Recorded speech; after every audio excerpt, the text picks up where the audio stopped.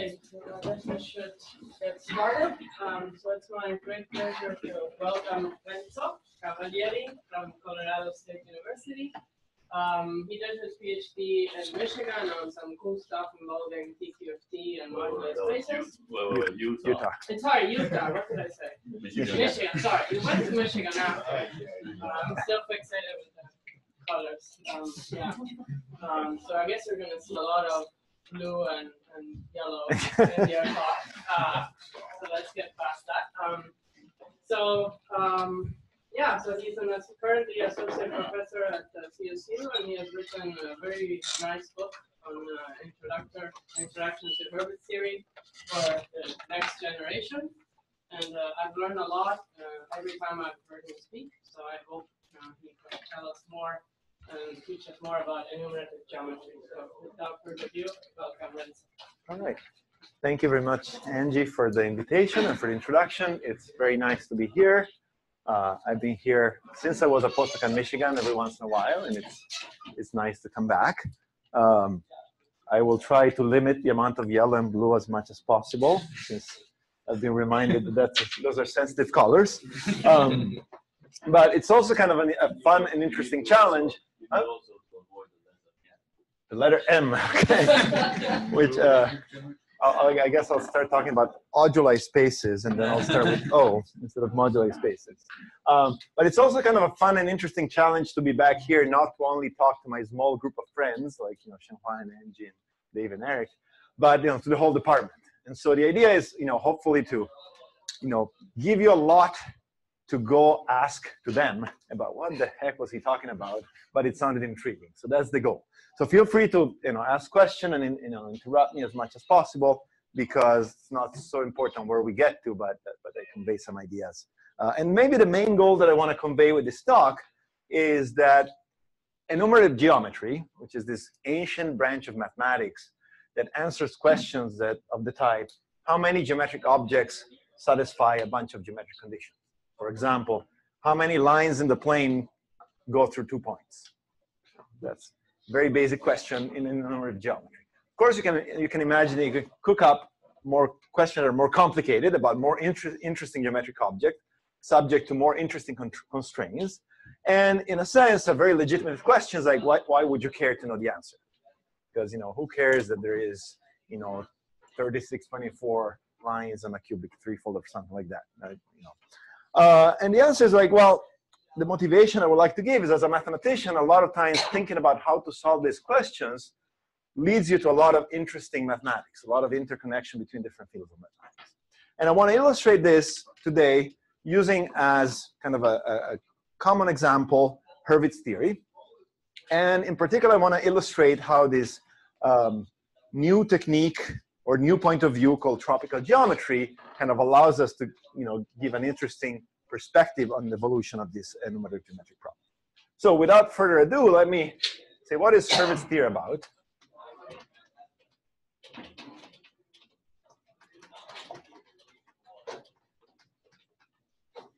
So Purvis theory can be thought of as the study of the number of meromorphic functions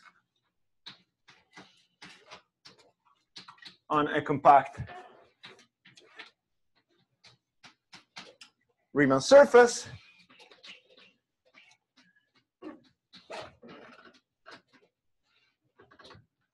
subject to fixing degree and branching data.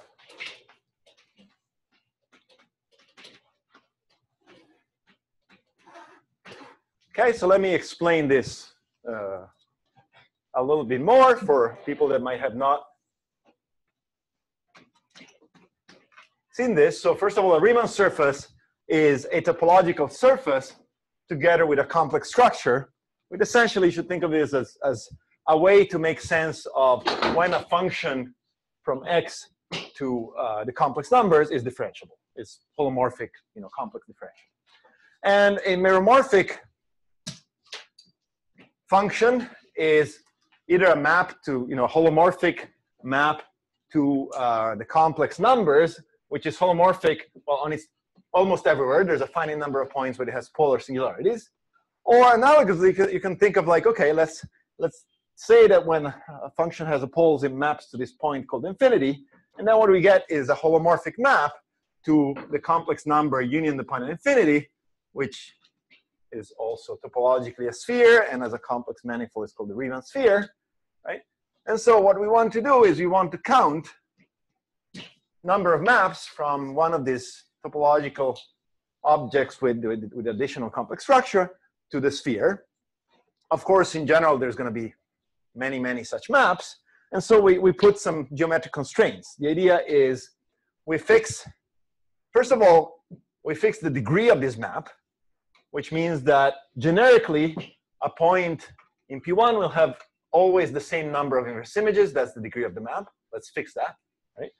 And then I'm going to, again, generically, like I said, there's the same number of inverse images, but there's a finite number of points where this is not true. So I'm going to prescribe. I'm going to pick a finite number of points, P1 to PR. I'm going to say, OK, above this R points, I allow a smaller number of inverse images. I'm going to force a certain local behavior of the holomorphic map. And it turns out that if I specify this number of points in this branching behavior in the right way, I have a finite number of maps. Okay? And so the Hurwitz number wants to count this number of maps. Okay? So the first example of a Hurwitz number, or if you want a family of Hurwitz number, was, if you want, computed by Hurwitz, not surprisingly, in 1891. And Hurwitz said, OK, I'm going to, first of all, start from X, a sphere. So genus 0. I'm going to require one point where I specify that I want a certain number of inverse images, each with a certain local expression, and that is expressed by a partition of the degree. Right? So alpha is a partition is equal alpha 1, alpha 2, alpha n is a partition of the degree. And then I'm going to also pick P2 to PR. I'm going to fix another R minus 1 points. Actually, sorry. I'm going to call this P0 for a second and P1 to PR. I'm going to fix R more points where I require what's called simple ramification.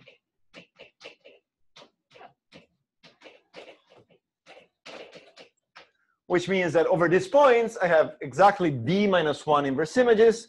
And for one of them, the local expression of the map is Z goes to Z squared. So it's the most generic among the non-generic behavior, right?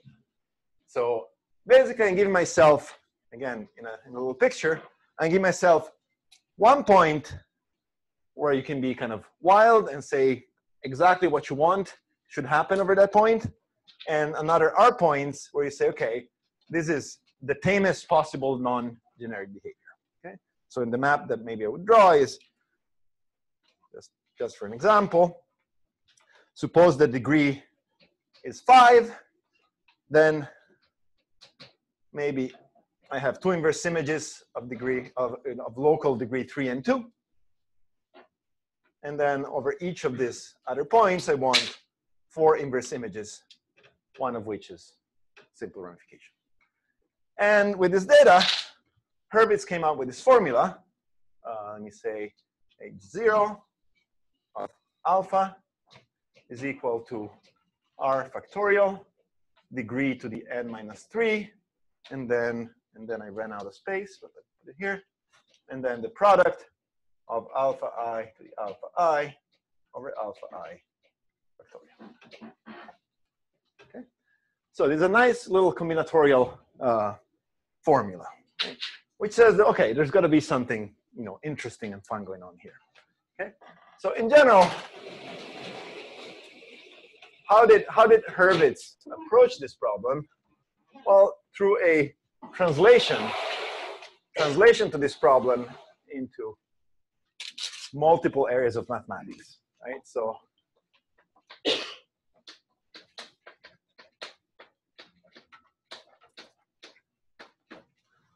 the first translation is from a complex analytic into a topological problem. One can show that just the differentiability of these maps shows that these are what are called ramified covers of topological surfaces. Or if you want, topological covers of surfaces where you remove a finite number of points downstairs and all of their inverse images upstairs, right? So the first translation is into topology. This is a count of ramified covers.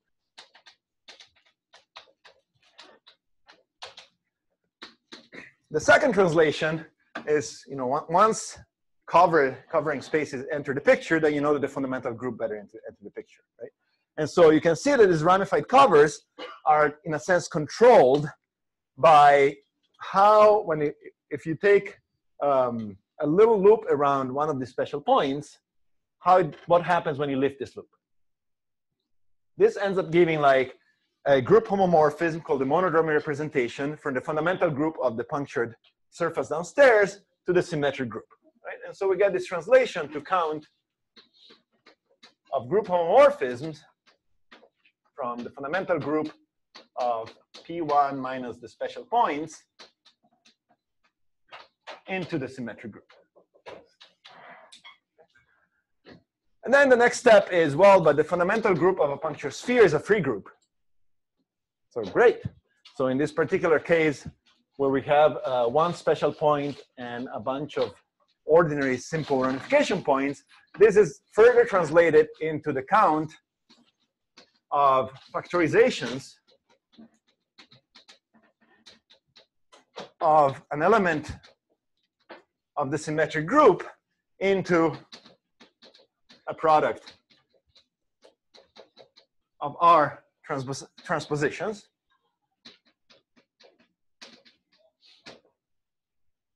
Which again gets translated further, because when somebody that plays with the symmetric groups looks at this, will say, well, this is a multiplication problem in the class algebra of the symmetric group.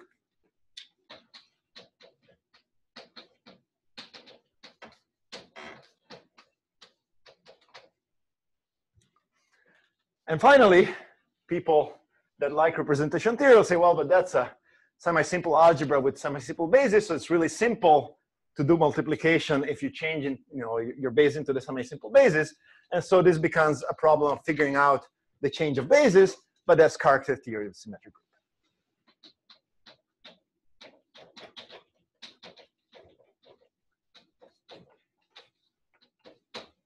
Okay, so if you're not familiar with all these things, this was a whirlwind, and just take out of this, there were a lot of interesting steps that go on into turning one question into something very, very different. But it's via this translation that, well, probably up to here that allowed Hurwitz to solve his first question, but it's all the way to the translation to character theory that in 1999, Goulden and Jackson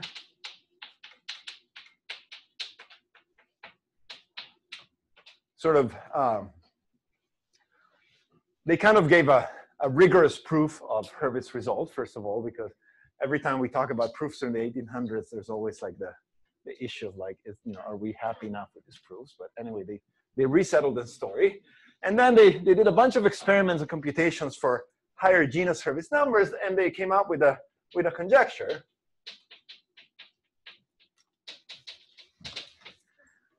that even in higher genus, when you allow yourself just one special point of branching data and all the other ones are generic, right? There should be something kind of nice that happens. Namely, okay, we have this combinatorial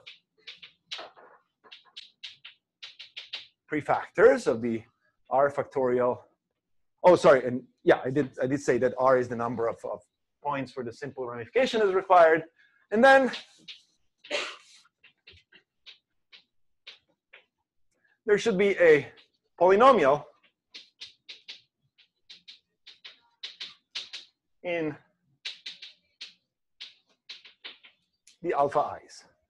Okay, and lest G is the genus of the base. no, G is the genus of the top. Yeah, or I'm just doing like covers of P1 right now. Of course, it's a very legit question, and it's still exactly. So I was kind of hoping for this observation, because you might be looking at this formula and say, well, where is the polynomial in the alpha i's here? I don't see any polynomial. Well, here it is. In this case, the polynomial is just the sum of the alpha i's to the n minus 3. Okay? In general, this polynomial is going to be a little bit more complicated, but the interesting thing is that there is kind of a universal polynomial that takes care of all Hurwitz numbers from a genus G Riemann surface to genus 0 with one special point of branching and R generic one. Okay? And they actually predicted more about this polynomial. They were able to say what the degree is and give some interesting features of this polynomial. Okay, but in a sense, the most interesting thing in this story is that the proof of this conjecture had nothing to do with any of this. Right? The proof of this conjecture came from Eckerdal, Landau, Shapiro, and Weinstein. Again, I don't remember how to spell most of these names, so Eckerdal, Landau, Shapiro, and Weinstein. If you spell the first one, I will probably the last. Well, the first one is especially the tricky one, and I think that the middle ones I'm okay too. And Weinstein, I always get the H in the wrong place. But anyway, there's no H. Oh, that's why.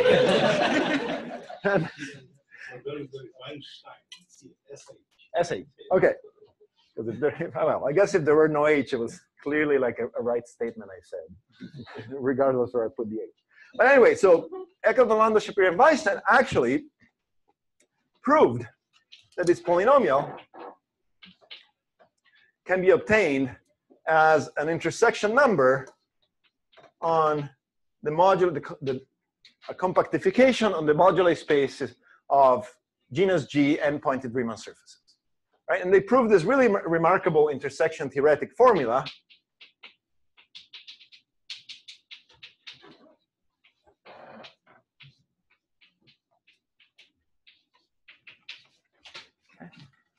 No, you don't need to know anything about this formula to appreciate that it proves this conjecture. I mean, you need to know a couple things. The couple things that you need to know is that this is a compact moduli space of a given dimension, 3g minus 3 plus n.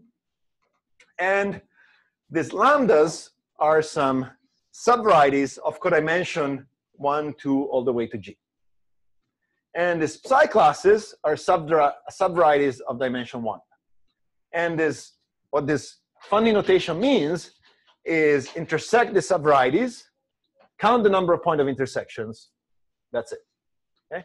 And now you might ask, well, what does it mean to divide by a subvariety? And absolutely nothing, right? So what do I mean by this? Well, I have a geometric expression 1 over 1 minus something, expand this in as a geometric series, and then multiply things out, and all you get are actually monomials in these lambda and psi classes. So intersect those things, and when you get a finite number of points, count them. And now you see that, well, to get a finite number of points, you have to intersect subvarieties that add up to the degree 3g minus 3. And so you're going to get monomials in psi's and lambda classes of degree 3g minus 3. Those are going to contribute to your count. And because the psi classes carry themselves an alpha variable of degree 1, you're going to get a polynomial at the end of the day in the alpha i's of degree of 3g minus 3. That's when all the codimension is realized by the psi classes. And again, staring at this, you'll also see that you'll have non-zero coefficient up to degree 2g minus 3 plus n when they hit the lambda g, and nothing else after, which are all features of the polynomial that that Goulden and Jackson had predicted. So this formula actually was extremely useful because it opened the door to sort of actually reversing the use of the formula, because after all, Purvis numbers are things that we could compute. And so these actually gave us insight into what are called Hodge integrals, which are intersection numbers of the moduli space of course, and really helped us to understand intersection theory and the moduli space of curves. But let's stay in Hurwitz land, since that's what we want to talk about. So the next case in the study of Hurwitz numbers is to say, well, we understand the story very well when you have exactly one point where we specify arbitrary branching, but all the others have this generic branching. The next step was by Goulden, Jackson, and Vakil in 2005. They studied what are called double Hurwitz numbers. They said, now, okay, again, count the number of covers of P1 by a surface of genus G, where now we don't require one point of special ramification, but sort of 2 points of special ramification. Okay, so I could give this information either as two partitions of the degree, or I could also give it as a vector of integers that add up to 0. And then I interpret the positive parts as the ramification of a 0 and the negative parts as the ramification of the other point. So let me say this is vector of integers adding to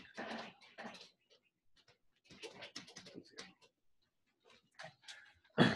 And what they proved is that double Hurwitz numbers were, again,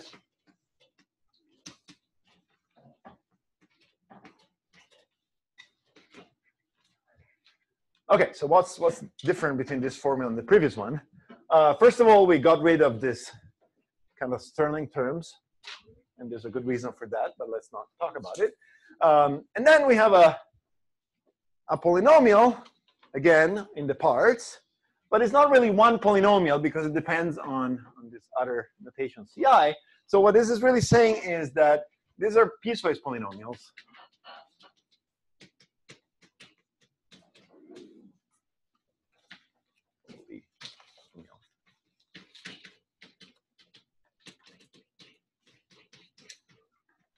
Okay, so if I think of this vector of integers lying in a big hyperplane of z to the r, the hyperplane with the sum of the integers is 0, well, this big hyperplane is subdivided by a hyperplane arrangement into chambers, and in each of these chambers, the answer is a polynomial, but when you move from one chamber to the next, the polynomial might change.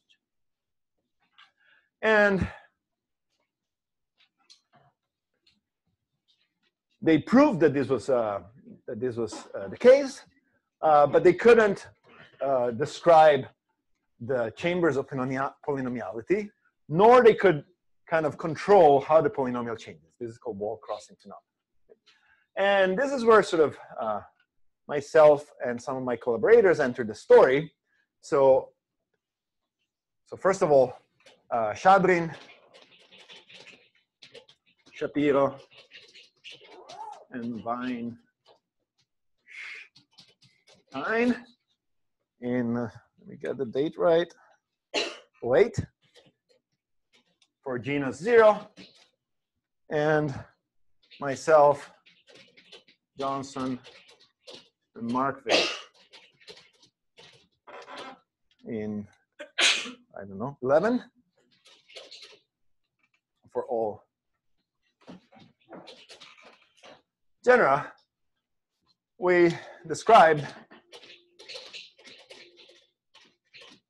chamber structure and wall crossing behavior.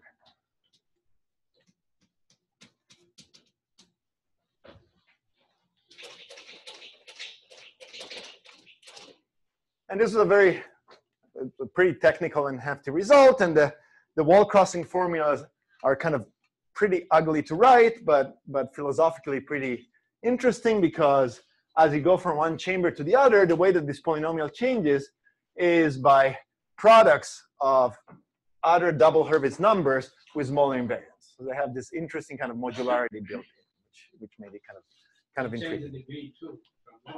Huh? The degree of the polynomial from a chamber to a chamber change. No, the degree stays the same. The degree stays the same. Yeah, absolutely. In fact, for all of these polynomials for the CI, the degree is 4g minus 3 plus n being the number of parts in the xi's. And again, this is explaining the significance of this degree and kind of some open conjectures that are related to this number would be another colloquium talk. So invite me again. I'll do it. Well, you don't have to decide now. Are the CIs supposed to be the hyperplane? So the CIs are the chambers. So if you want, these are the complement of the hyperplane array.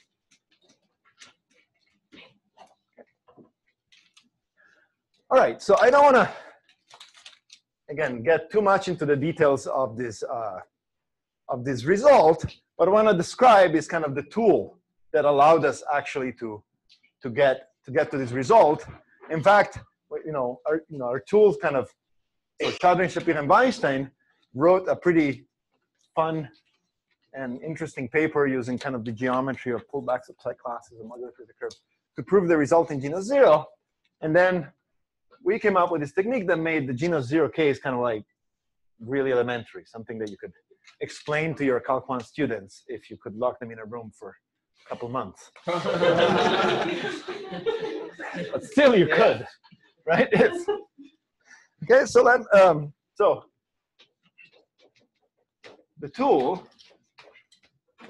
was a algorithm for computing double Hurwitz numbers as weighted sums of graphs. Okay, so let me illustrate this algorithm with one example. Okay, so let's start with a simple double Hurwitz number, genus 0. So again, covers of a sphere by a sphere with profile 2, 1, -2, -1. So in this case, these are degree 3 covers of the sphere. I want simple ramification over 2 special points. And then if you count what is the other amount of simple ramification that you need is 2 more. So you really are counting covers of the sphere by the sphere with 4 points of simple ramification. This is in the translation to the symmetric group. This is the same as counting the 4 transpositions such that their product is the identity. Okay? And we all know how to do that, right? This is the magic of degree 3, right? We have 3 transposition in S3. You can choose the first three at random, right? So you got 3 times 3 times 3 choices. That's 27.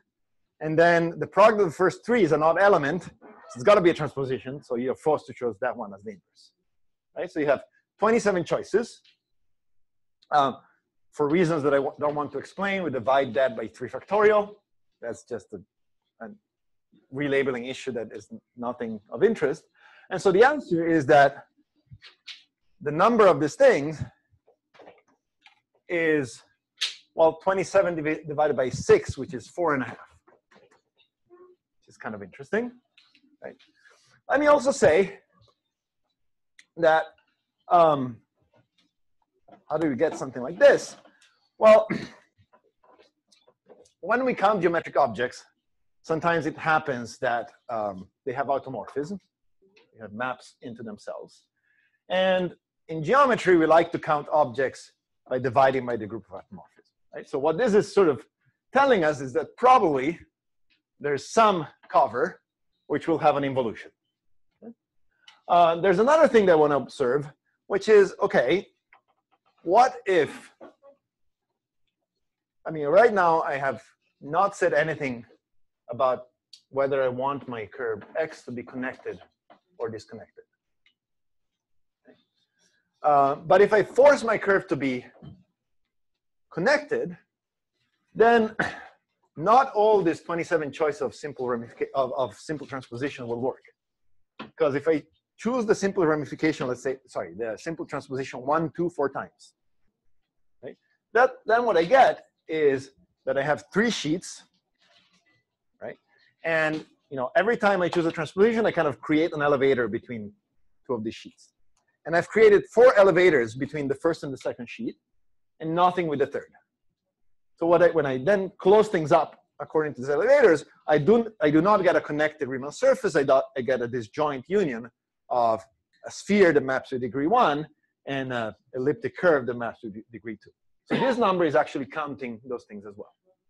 If I don't want to count disconnected covers, I have to throw away the choices of transpositions such that the image of the subgroup generated by these things does not act transitively 1, 2, 3, whatever, right? But I have to throw out precisely 3 choices. Those 3 choices where I've chosen the same transposition 4 times, right? So if I want to count connected, I get 24 divided by 6, which is 4, and sounds a little bit better, okay? All right, so this is the classical count. Now, here's our algorithm.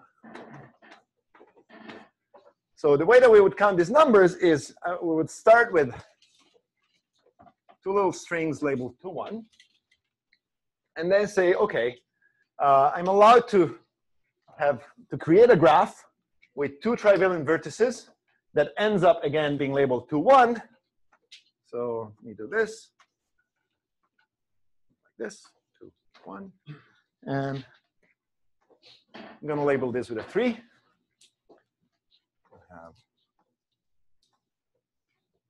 have 1, 1, 2. We'll label this with a 1. And finally, I can do 2, 1.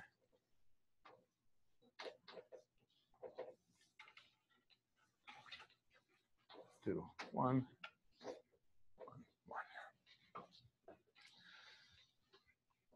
1. And now I get a 3 from here. I get a 1 from here. And look, there's a disconnected graph. I get a 1 times 1. And I have an involution here because I can flip these 2 edges right here. I get a 1/2. Okay? So I could obtain both the 4 as a count over some connected graphs, some mysterious count, or the 4.5 as a count of some mysterious disconnected graphs. Okay? So let me tell you now a little bit more precisely about these counts.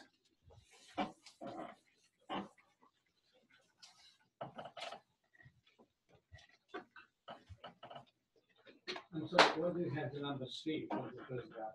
Yeah, I'm going to tell you in just a second. I'm going to write it up. Or I can tell you before I write it down.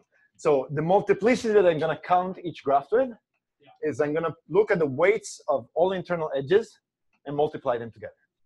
So in this case, I have only 1 internal edge, so I don't really, except here, I have 2, right? So I see that I've multiplied the weights of internal edges. So let me write this down. So the Hurwitz number, Hg of x, is equal to the sum over gamma, a monodromy graph,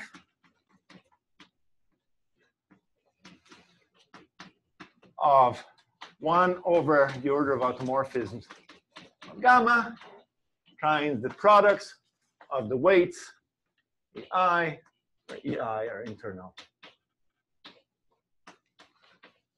edges.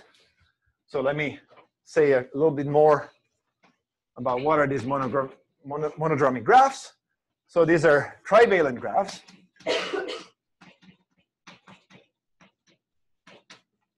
They are directed.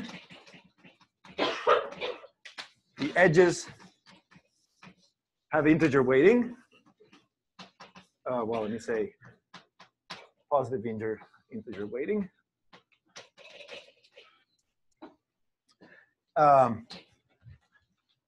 The ends are labeled by the absolute value of the parts of the partition that I ends labeled by absolute value of part of the partition. And in fact, I said it in a slightly sloppy way, but I'm not allowed, if I have a 2 and a -2, I'm going to put a 2 on one side and a 2 on the other side. I'm not allowed to put both 2s on one side and both 1s on the other side. And finally, last but not least, this is telling me how I want the outside edges weighted. The internal edges weighted are weighted in such a way that if I imagine, that there's a pump pumping water from left to right, then water is preserved among this system of pipes. Right? So here, if I have 2 gallons of water per second flowing down this pipe and 1 here, then I'm going to get 3 here. Right? Another fancy way to say this is for every vertex, the total inflow is the same as the total outflow. And the way that people like Angie call this is called balancing. Right? So vertices are balanced.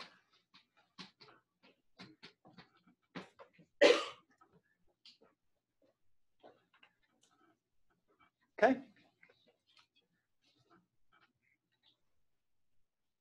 So now it turns out that if instead of labeling these graphs by numbers, you label them by variables, then you see that you have a finite number of graphs. The weights of the edges, because of the balancing conditions, are linear expressions in the variables. So they're going to be polynomials in the variables. You have a finite sum of polynomials, so you get a polynomial answer. Where does the piecewise polynomiality happen? Is, well, because depending on certain inequalities among the edges, some graphs might exist or not. Right? So for example, in order for this pipe to give some water to this pipe, this number better be larger than this.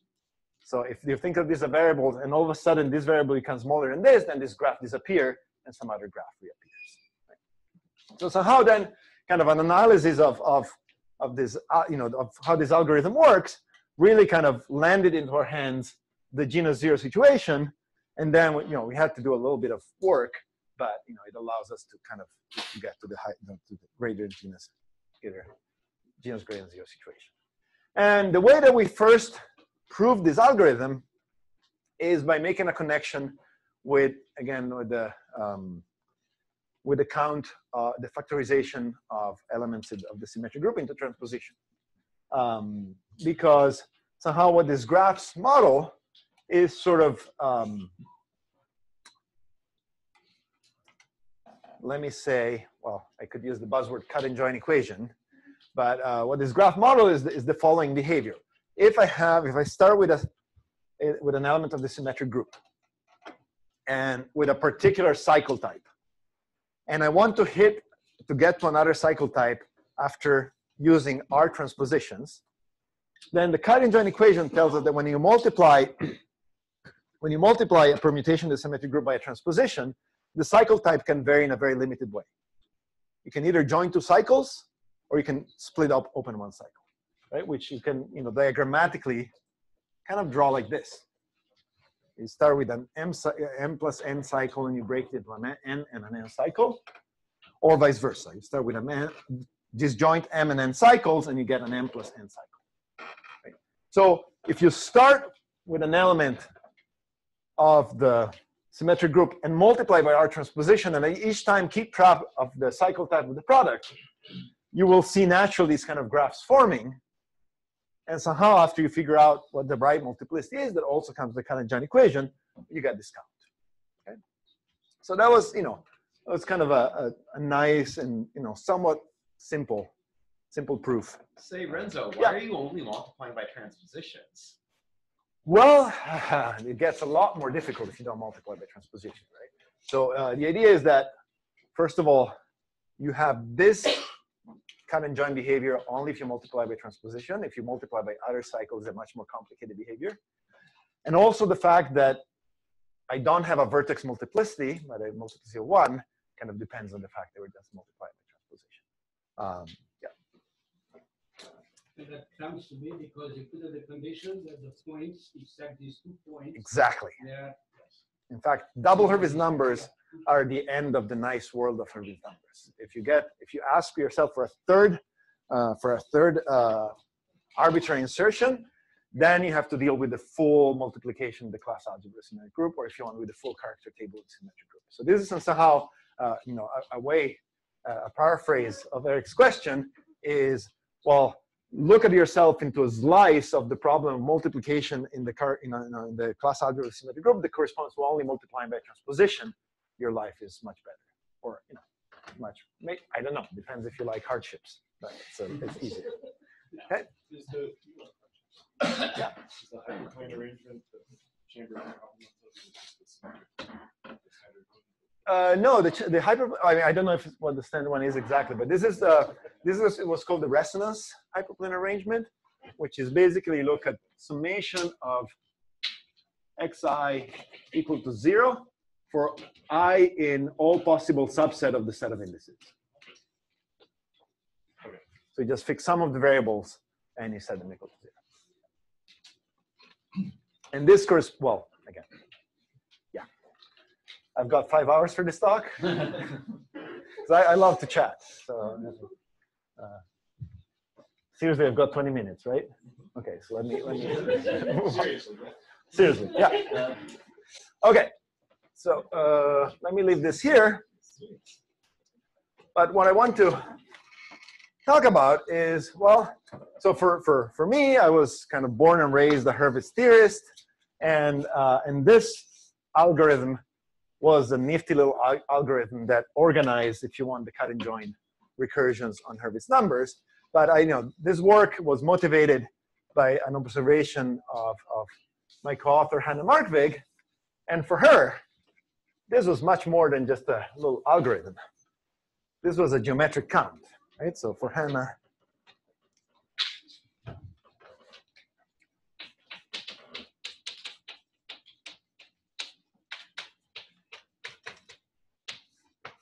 with these monodromy graphs,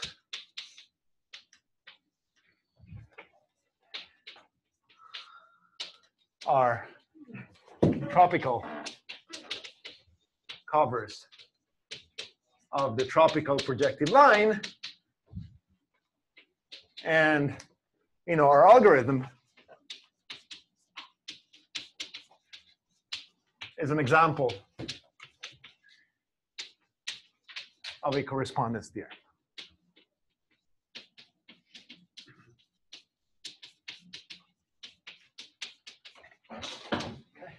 So I'm going to spend the next 20 minutes hopefully making sense of this statement and showing, getting an insight into this world. So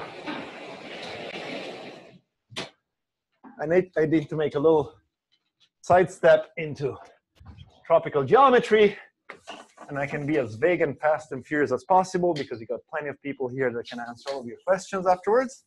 Is tropical geometry a real thing, or do you just make that up?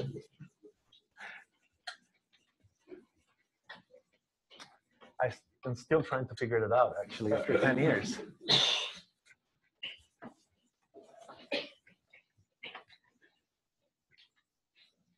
So on a very basic level, the tropical world is a very degenerate world, right? So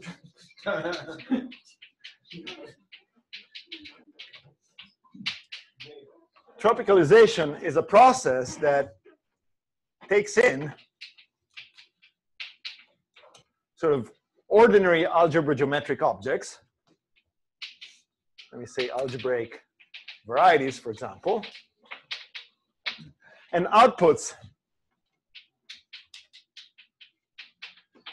combinatorial objects. So piecewise linear, let me say polyhedral complexes, right? So the idea is you start with fairly sophisticated objects, you come out with fairly simple objects, right? And you imagine that you lose a lot of information in this kind of process, but then the game of tropical geometers is, well, what are kind of the information that gets preserved? Okay? And if you are able to show that some information, some classical algebra geometric invariance is preserved in this process, then you have a much better handle at computing.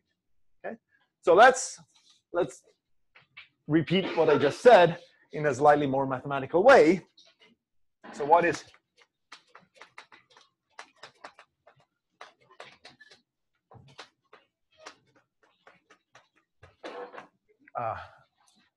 what is really tropicalization in the embedded case, right? So start with X, an algebraic subvariety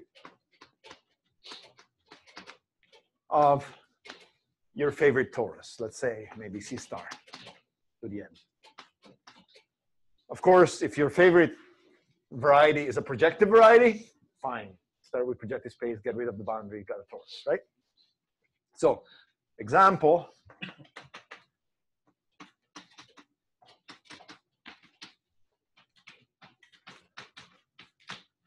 C squared.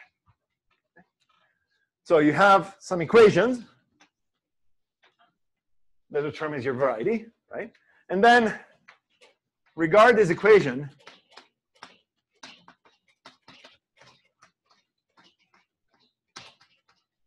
on some function field that extends your field C. Say functions of one variable. Imagine a time variable. If you're more fancy than this, think about just a field with evaluation, right?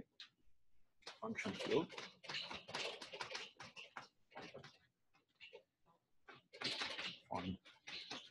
Of t, right? So that now you have, the points of your subvarieties are going to be functions.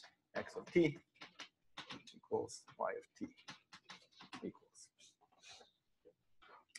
And again, because of this equation, for example, if we see that if x of t is some t to the alpha plus some high order terms, whatever high order might mean, then the y has to satisfy this equation, so it should be 1 minus t to the alpha plus high order terms. Okay. And then the tropicalization inside r to the n is obtained by looking at the leading order vanishing or poles of the points in your algebraic variety. Right? So in particular, in this simple example, right? So if my alpha is positive, right, then my order of vanishing for the x is any positive number alpha. But the order of vanishing of y is 0, right? So the set of solutions where t to the alpha is positive get mapped via the tropicalization to this half line. If alpha is negative, then again, the order of vanishing of the x coordinate is alpha, but also then, this t to the alpha is now leads over 1, so they have to have the same order of vanishing. So I get this thing. Oh, what is it? For y of t, I mean, y the order is 0 for that, for y of t. For the first one, you put it. Yeah. So if y, this is x and this is y, right? So these are the points of the form alpha 0. Right? So if alpha is positive, yes, then the order of the y is 0. The order is 1 minus, you take only the positive terms in the writing of yt. Yeah, so high order terms mean that it's going to be above alpha. Right? So if alpha is positive, then the lowest order term is 1 in this case, which is 0. But if alpha is negative, then the lowest order term is t to the alpha in the second one. So that's why if alpha is negative, the order of vanishing x and y are the same. Right? And now, if alpha is 0, right, this starts with a constant, I can actually choose if I want this constant to be 1. And then this 1 is going to cancel this other 1. And so the order of vanishing of y can be higher, arbitrarily what I want. Right? So I get this thing right here. Okay? And so here's a process of how, starting from a classical algebra geometric objects, I produce this sort of piecewise linear object. Okay? Question, comments? Okay, great. Now, the idea is that a double Hurwitz number, classically I gave you a bunch of translations, but there's yet one more translation that, that I could give to it, and another interpretation that I could give to it, which is I could set up a moduli space, a space of covers of P1 with appropriate branching data. But I'm not fixing the base points where I want the branching to happen. I allow them to move. And then I would have a branch morphism to a moduli space of configurations of points on P1. And the Hurwitz number is, in a very natural way, the degree of this map.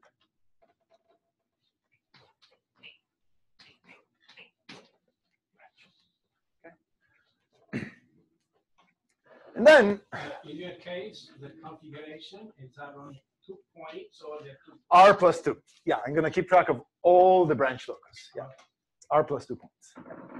So if you clearly the degree of this map amounts to like fix R plus 2 points and look how many covers you have. That's precisely the thing that we're counting. And so the idea is that Hannah kind of wanted to kind of tropicalize this problem. Okay, and now I don't know how familiar you are with moduli space. Some of you are, some of you aren't. But if a random moduli space walks up to you, even if you know that it's projective, something like MGN bar, you're very far from actually knowing an honest embedding of this moduli space into projective space and honest equation for this thing, right? So an honest tropicalization in the sense of the problem was out of reach, okay?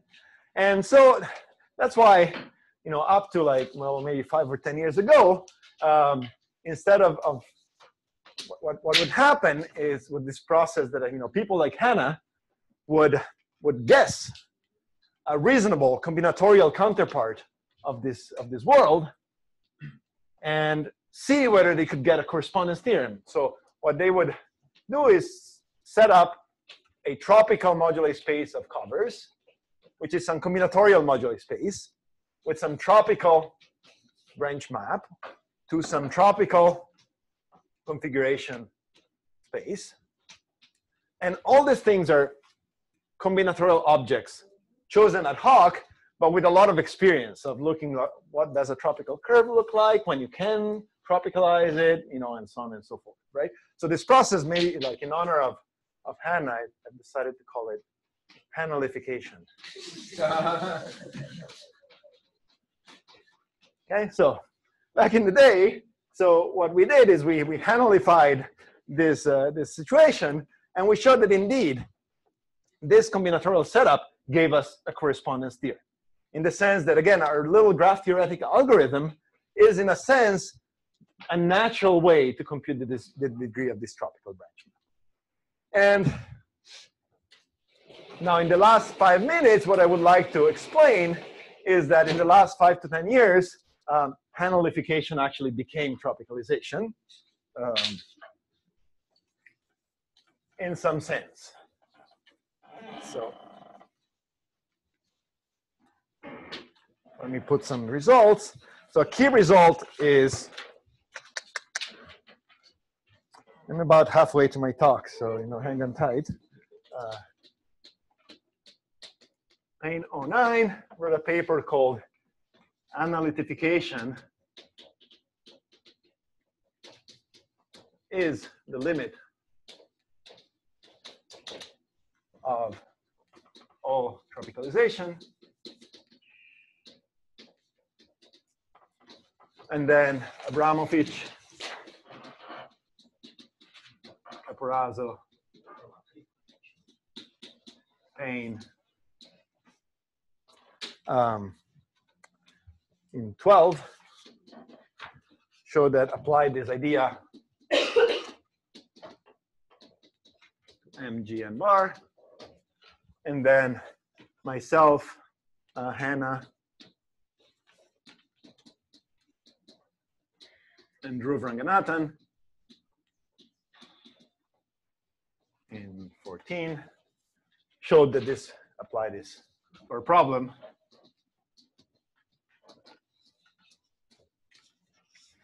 And the idea is to really fit into this diagram like an intermediate object, or maybe an object that sits above, which is called, well, depending on your flavor, it's either called the analytic or the logarithmic moduli space. And show that there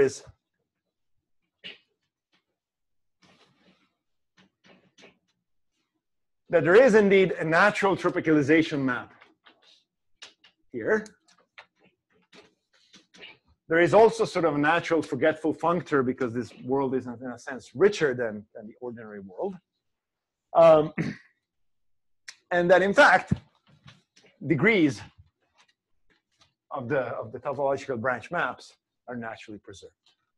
So I had prepared like some slogans about you know, the analytic and the logarithmic world, but let me kind of skip them and jump just to like, in the case of curves, what are we really doing? What is this tropicalization function?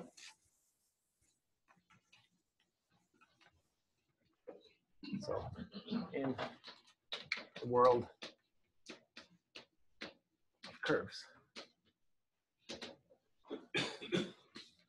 So an element in this, let's stay to MGN, which is a little bit simpler. So a curve in the analytic world, hey Jim, really we should think of it as a family of curves over some formal infinitesimal something thingy, okay? Such that over the generic fiber, I've got a smooth curve, but over the central fiber, I can have a nodal curve.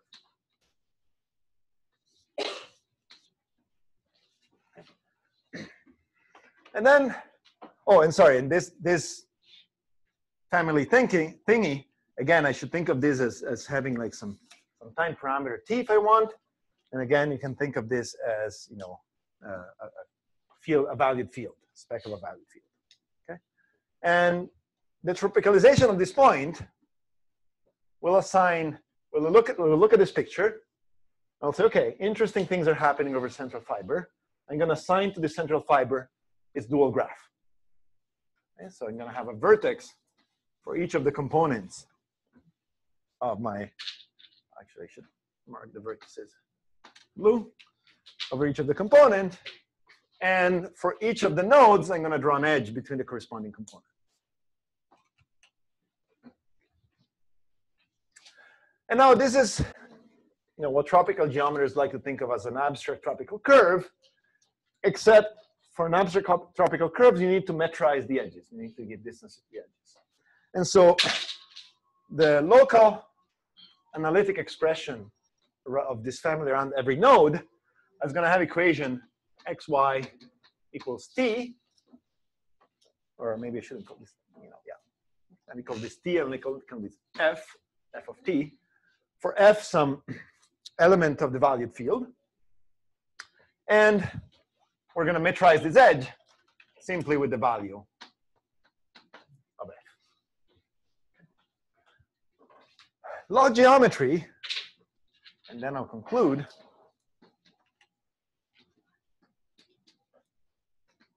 is a very similar picture where you don't need to keep around the infinitesimal family, because you build sort of this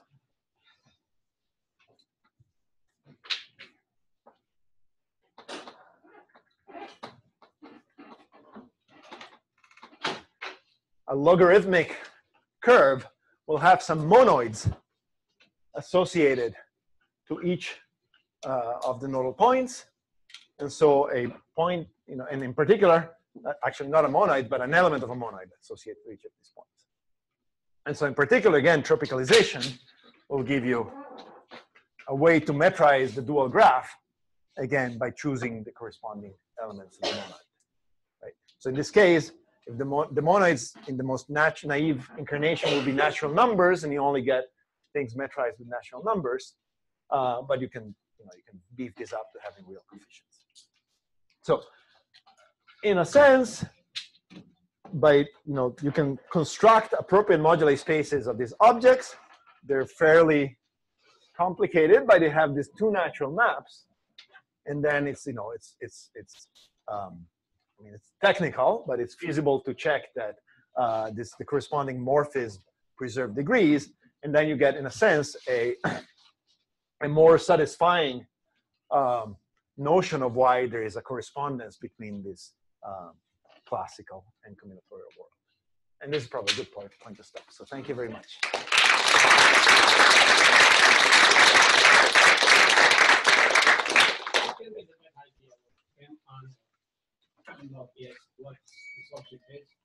Yeah. Yeah, so I mean, in a sense, in the case of the moduli space of curves, right? Yeah, we know what the moduli space of curves is. What is M on log is? Yes. Yeah, so the points in M and log can be thought as corresponding to these little families, right? So these are not just points of the classical moduli space, but if you want, they're germs of functions, right? So it contains a lot more information. In general, let me not tell you what Mn is, but let me tell you real quick what P1n is over a trivially valued field, right? So start with, P1 over C, where C is trivially valued.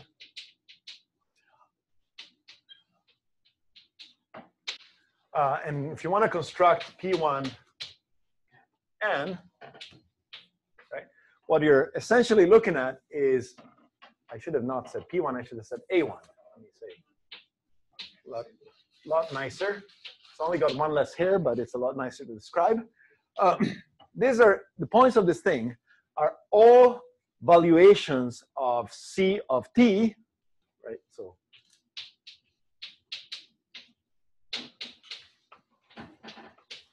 that extend the trivial valuation of C. Okay?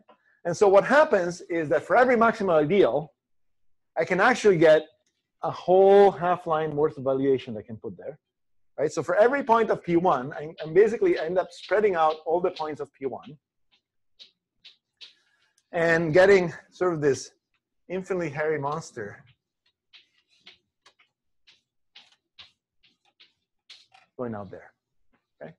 And so now the idea is that this, what Sam Payne showed us is that somehow this infinitely hairy monster is something that contains, if I now put this A1 into some torus, say like when I did there as a line, I put this, well, let me say P1 again. So there's P1 will just have one more hair corresponding to infinity. It's not too scary. But when I put P1 into P2, right, I get a line that falls off the torus in 3 points. Okay? And these 3 points somehow get identified here and identify what's called the skeleton of the Berkovich space, which is some sub-object in here together with a retraction of everything else on this object. And so you can change the embedding of your variety, and you're still going to find, your corresponding tropical object in here. Slightly cheated here, but not too much. So it's a white lie. Passing from A1 AN to A1C is just by evaluation. Yeah. So from here to here, you sort of forget the evaluation. Right. So just each point is actually a point. Yeah. More questions for Renzo? So this point in your C, since you just said a monoid, you mean like the image of like the value, like in a value group, like like these Fs, something like that. Yeah. Give me 30 seconds. It's good because you're asking me exactly the things that I was planning to say and I ran out of time. So let me say real quick. I'll do it as quickly as possible. A logarithmic scheme, right? So if you look, if you Google logarithmic scheme, I don't do it. You'll say it is X, a scheme, plus a sheaf of monoids, mx, plus a bunch of other technical things, and your eyes glaze over. What should the prototypical thing that you should really think about is you start with a scheme X. You choose a reasonable divisor. Reasonable means, for example, simple normal crossing or just normal crossing. And then inside the sheaf of functions of X, you're going to keep track of the order of vanishing of the functions that vanish along the reducible components of these divisors. Okay. So these monoids, then you do some kind of, there's some quotient that you can take to make this thing finite. But somehow these monoids measure kind of order of vanishing of functions along divisors. So in particular, as you see here, what this monoids wants to measure is the order of vanishing of the smoothing parameter of the node. So in the analytic point of view, you have to have kind of a little family to measure this order of vanishing. In the logarithmic world, you build this into the problem. You say curves should come with a notion of what is their smoothing order at that point. So there's all ways to kind of beef up the classical moduli problem to contain information that then gives you tropical information. So the advantage of the analytic is that this thing is a Hausdorff metric space. It's kind of like, has desirable properties. The disadvantage is that it's pretty infinite hairy monster until you choose a skeleton. The advantage here is that it's algebraic and it stays in the algebraic world, but you have to deal with this kind of like more sophisticated machine. So it's infinite dimensional. It's not infinite dimensional, no, because for example, you see like this A1n is one dimensional, right? But I don't know how to say, it's got infinitely many hairs. Yeah, absolutely. Yeah. Huh? Not locally compact. It's not locally compact. That's another good way to say it. Yeah.